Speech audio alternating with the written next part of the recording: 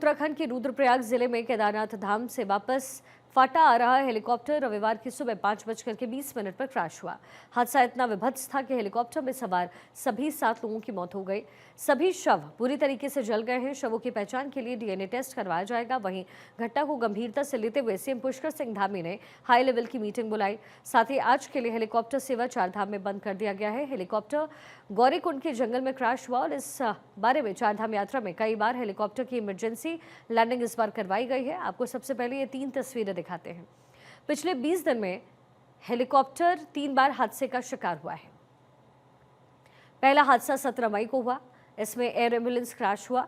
वहीं दूसरा हादसा 7 जून को हुआ, जब पायलट ने इमरजेंसी लैंडिंग करवा दी। और तीसरा हादसा आज हुआ है, जिसमें केदारनाथ के दर्शन कर लौट रहे सभी श्रद्धालुओं की दर्दनाक मौत हुई है। हेली दुर्घटना से सभी शव रिकवर कर लिए गए हैं। शवों के बुरी तरीके से जल जाने की वजह से डीएनए सैंपलिंग के लिए पौड़ी से फॉरेंसिक टीम भी मौके पर पहुंची है। दौसा जिले के महवा में रहने वाले थे पायलट राजवीर सिंह चौहान। 2000 घंटे से ज्यादा उड़ान का अनुभव रखते थे captain Rajveer Singh. Indian air force में रह चुके थे कैप्टन। अक्टूबर 2024 में ज्वाइन की थी helicopter aviation company. Rajveer Singh के अंतिम बार आगे चल रहे हेलीकॉप्टर पायलट से बात हुई थी। बादलों की धुंध और मौसम खराब होने से वापस लौटने की कही थी बात। इसके बाद दूसरे हेलीकॉप्टर के पायलटों से नहीं हो सका संपर्क। तब दूसरे हेलीकॉप्टर के पायलट ने डीजीसीए को इसकी सूचना दी। बड़ा सवाल है कि इन 7 मौतों का जिम्मेदार आखिर कौन है। सुबह 5:20 पर हेलीकॉप्टर क्रैश होता है केदारनाथ के पास गौरीकुंड में। ये बड़ा हादसा हुआ, भयानक हादसा हुआ। पायलट समेत 7 पैसेंजर्स की मौत हो गई। मृतकों में 2 साल का बच्चा भी शामिल है। इस दुर्घटना में गौरीकुंड से केदारनाथ जा रहा आर्यन एविएशन का हेलीकॉप्टर क्रैश हुआ। हेलीकॉप्टर क्रैश मामले को गंभीरता से लेते हुए उत्तराखंड के मुख्यमंत्री पुष्कर सिंह धामी ने सख्त दिशा निर्देश दिए। सीएम ने हेली सेवाओं के संचालन के लिए सख्त एसओपी बनाने का आदेश दिया है। तकनीकी विशेषज्ञों की कमेटी बनेगी। हेली संचालन की सुरक्षा पहलुओं की गहन समीक्षा करने का भी निर्देश दिया गया। सीएम धामी ने कहा है कि आज हुई दुर्घटना में सभी पहलुओं की जांच होगी।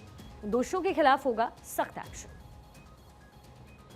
प्रातःकाल खराब मौसम के कारण एक हेलीकॉप्टर दुर्घटनाग्रस्त हो गया। इनको गंभीरता से लेते हुए हमने तत्काल एक आपातकालीन बैठक बुलाई है और उस बैठक में निर्देश दिए हैं कि एक सख्त एसओपी बनाई जाए, जिसमें किसी भी कीमत पर जो हमारे डीजीसीए के रूल हैं, मानक हैं, उनके मानकों के साथ किसी भी प्रकार का कोई भी ढिलाई न बरती जाए।